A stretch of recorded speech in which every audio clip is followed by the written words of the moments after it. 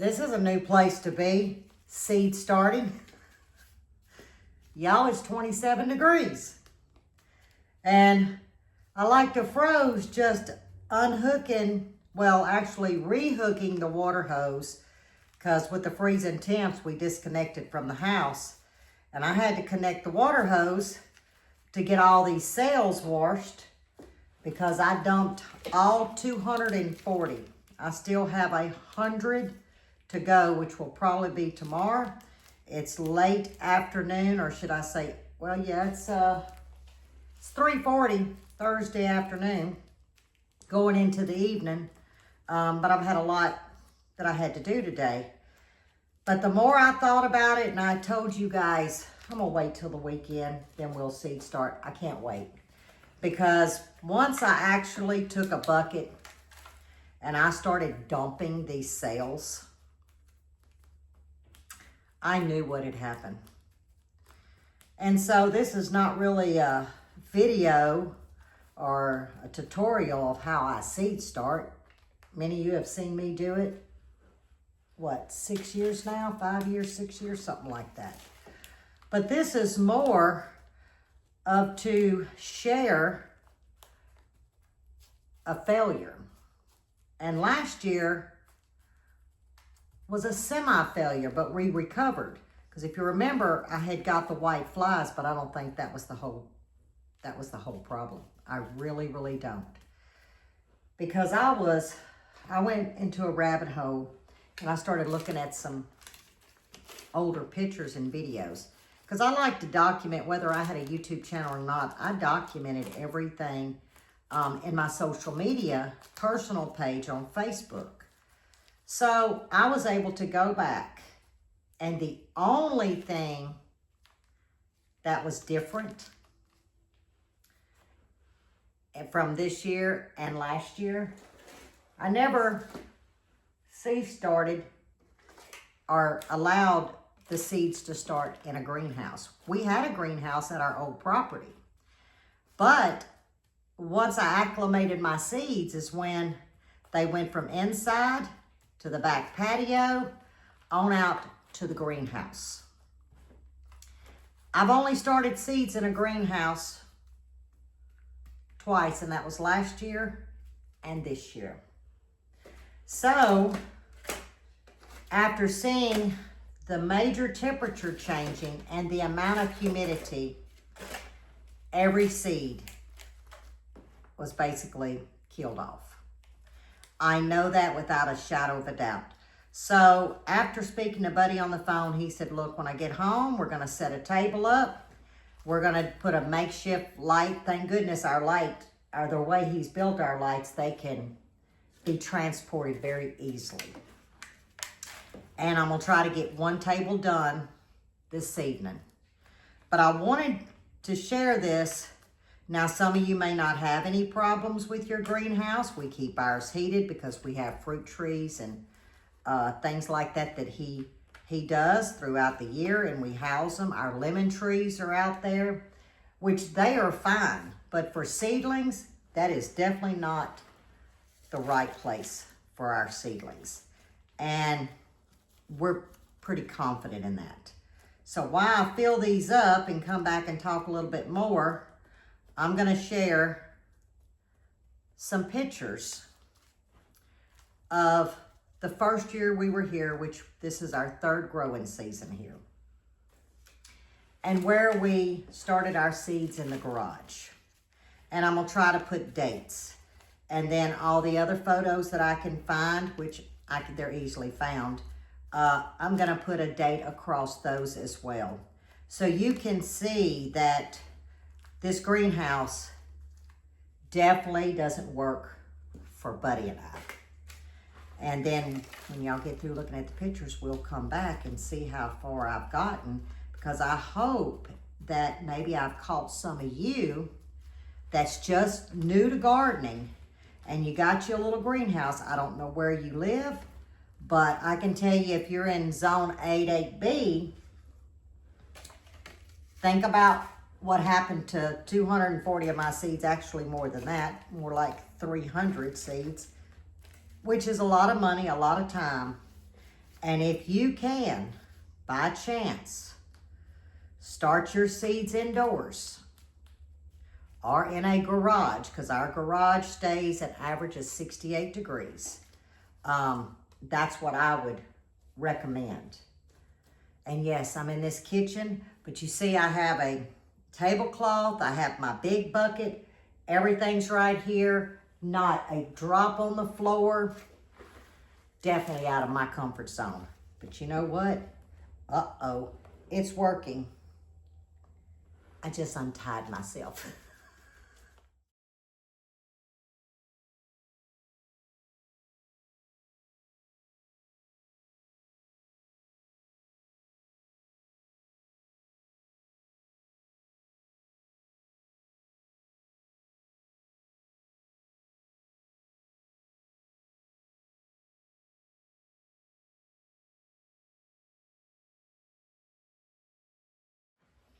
Okay, did y'all see those photos? And some of them were taken actually off of video, so they may not be clear. I just screenshot those because I had already done that this morning. But I didn't intend on today's video to be about seed starting. And I was like, well, we have leftovers. This is what I'm about to do. But how about we let this video maybe be a guide for someone that's just about to seed start and you're considering, you know, a greenhouse or something like that outdoors in the elements. Just know that as far as zone 8, 8B, you're taking a brave chance. Now, some people say it works for them, and I think that's great. But moving forward, we will plan on that garage to be our home for seed starting. I looked at all my seeds, and I have plenty, but the one seed or seeds that I don't have is my chef orange. I'm gonna try to order some, and hopefully they'll come. That packet will come in before, you know, it doesn't take too long. Cause guys, that's my favorite tomato, and I don't have one seed. So I tell y'all what, the sun is out, but it's still cold. I was like, oh, the sun's out. Let me go out there and hook a water hose up, and y'all about died. I mean, I think the water coming out of there was like -70. I said, good Lord. Y'all ought to see me trying to unhook it. Oh, Lord. I like to froze to death. The things that we do for our gardens. You know, our gardens just, I don't think they get it. You know, we give them love, we pet them, we talk to them. Well, I talk to mine. You know, we encourage them, yada, yada. Get frostbit. One year, Toto come through, took out 1,200 plants. 1,200. Because I was selling plants back then. Yep. So, I'm going to tell you what. Us gardeners, we put a lot of work into it. So, our garden needs to keep appreciating us and bless us with all the goody foods. And speaking of foods, that's something else. Boy, I'm just on a roll, ain't I? You know, I am so glad that new gardeners found me. I'm sure y'all have found a bunch of other fantastic gardeners. Way better than I, okay? I'm just a simple gardener. But if I could give just one bit of advice, because I know, you know, the new gardener journey, I get it. It's thrilling. You know, it's new, exciting, kind of like a new car. But if you're not gonna eat it, or immediate family member doesn't eat it, don't grow it. I see so many people grow to grow. Great. Unless you're selling to the public or you're donating, you know, your food or something. If it's for your yourself, your family, your immediate family, little extended family, if you're not growing for outside and just growing for those people, just don't plant something you're not going to eat. I don't see any reasoning in it. But, you know I can tell you from my own experience, that bug bit me. Sure did about, I don't know, 6, 7 years ago. Whenever I discovered YouTube, y'all, I don't know much about social media. I'm just going to tell y'all, I was a MySpace, then a Facebook person. I didn't know a damn thing about YouTube till probably 6, 7 years ago. 2018, wasn't it? I think. Anyway, so that's 7 years ago. I like that flower. Oh, I like that. So I got seeds. Come to find out, I didn't like it. Some of them, most of them had benefits. Well, I'm not drinking tea that tastes like a rose bush. I'm not drinking tea that tastes like dirt. You get my drift. So that bug did bite me, and I was like, now what do I do? What? 240?